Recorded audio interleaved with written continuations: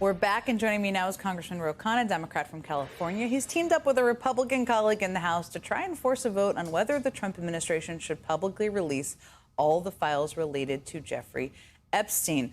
Okay, this is such an interesting development around all of this. You've been working with Thomas Massie on this bill. You had put forward the amendment, which didn't move forward. What does this bill actually do? What would it compel them to release? So it does two things. First, it forces a vote on the House floor. The Speaker doesn't want to have a vote. This would force a vote if 218 members sign it. And second, it would compel the release of all Epstein files while making it explicitly clear that victims are protected and no child pornography gets released, but all of the evidence, and if there's a client list, that gets out. So you've worked with Thomas Massie before. This is not your first rodeo with Thomas Massie, but you were just telling me he's gotten more support from Republicans. Where are you right now in terms of the support you need to move this forward? It's really remarkable. He's been texting me all day. We got Boebert. We got Marjorie Taylor Greene. We have up to 7 Republicans now. When I've worked with Thomas Massie before, it's been on war powers resolution. We're both very passionate that presidents have to come to Congress before taking strikes overseas. We did it to stop the war in Iran. We got exactly 1 Republican, Thomas Massie. And now we have 7. And it shows that this is a real fracture in the Republican base. And that's enough, isn't it? That's enough. So the way this works is the bill needs to be on the calendar for 7 days. After 7 days, we can get the signatures. Unfortunately, Congress will be in recess in August. But when we come back, we'll have the signatures, and then we get a vote. But what's happening is the president is hearing this and responding. He's not just lashing out at Thomas Massie on Truth Social, where he's getting ratioed for the first time, but he's also now saying, look, he wants to appoint a special prosecutor. I think what the lesson for Democrats is, look, we don't have to respond to Trump in kind. When he insults us, we don't have to just insult him back or get in the gutter. We can actually fight him in a very smart way, which is to say this populism was a house of cards. You said that the government was corrupt. You said that you didn't want to protect rich, powerful men. And then when you had the chance to release the files about protecting rich, powerful men to protect our children, you bluffed. But don't you think that's all just him melting down and freaking out? I mean, even the special prosecutor thing, which the headline in that is totally misleading, because he's basically trying to add in a bunch of disproven things that he's saying he's going to declassify. Exactly. It's not a real thing. But isn't this is him kind of melting down and seeing the pressure, I think. But let me ask you about, because there's these 7 Republicans. I can't imagine you ever thought you'd be on something with Marjorie Taylor Greene and Lauren Boebert, but here we are in July of 2025.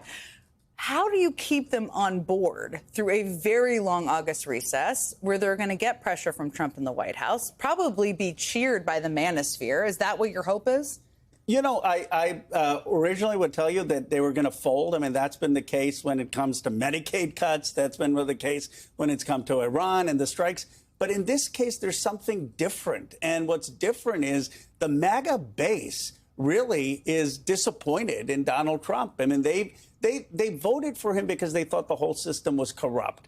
They voted for him because they thought he was going to clean this up. And you know what I've told someone? I said more damaging for Donald Trump than being in the Epstein files is that he's not releasing them. I think if he was in the Epstein files, that's sort of baked in. People are like, okay, won't be shocked. But he promised that he was going to take down these rich and powerful people. And he's not doing that. And so I think in this case, the pressure is only going to build. The fact that they're co-sponsoring this, that's even a stronger sign than just signing a discharge petition. Yeah, it probably depends on how he's in the Epstein files. Okay, if he's in there, I have no idea why he's upset, why he's like so obsessed and talking about this all the time.